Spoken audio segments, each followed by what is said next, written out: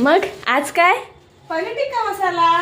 Okay, चला आज पनीर टिक्का मसाला करूया. आणि त्यासाठी मी क्यूबमध्ये पनीर कापून घेतले, शिमला मिरची कापून घेतली आहे आणि कांदाही कापून घेतला आहे. आता आपण एका बाउलमध्ये आपण दही घेतलं आहे आणि दहीमध्ये धना पावडर, जिरा पावडर, लाल मिर्च पावडर, हळद आणि मसाला टाकून मस्त आपल्याला छान त्याच्यामध्ये ते सगळं टाकून घ्यायचं आहे.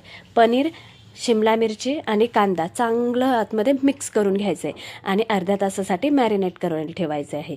आता आपल्याला ग्रेव्हीसाठी 5-6 कांदे आणि 6-7 टोमॅटो जरा जास्त लागणार आहेत आणि एका साईडला 5 ते 6 काजू आहेत, ते आपल्याला गरम पाण्यामध्ये भिजत ठेवायचे आहेत.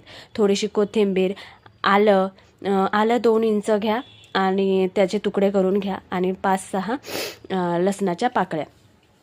त्यानंतर आपण तेल घातले, 2 ते 3 चमचे तेल टाकायचे आहे. थोडंसं तूपही तुम्ही ॲड करू शकता.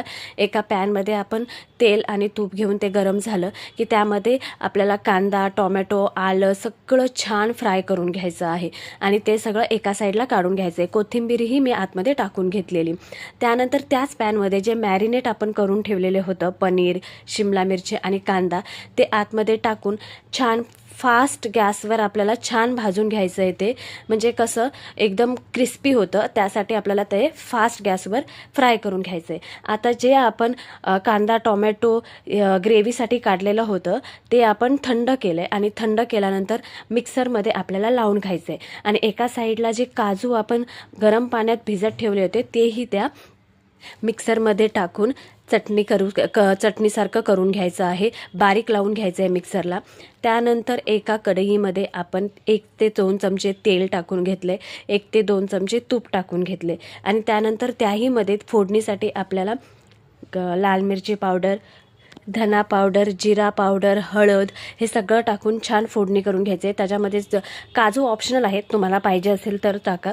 मी काजू थोडेसे टाकलेत ग्रेव्हीमध्ये, थोडेसे मध्ये लागले की छान लागतात.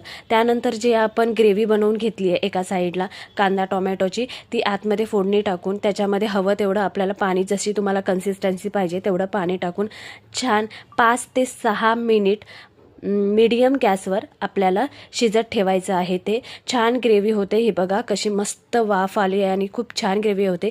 मध्ये मध्ये ते थोडंसं आपल्याला खाली लागू नये म्हणून ढवळून घ्यायचं आहे. त्यानंतर जे एका साईडला आपण पनीर फ्राय करून ठेवलं होतं ते आतमध्ये टाकून मस्त 3 ते 4 मिनटं हे शिजवून घ्या.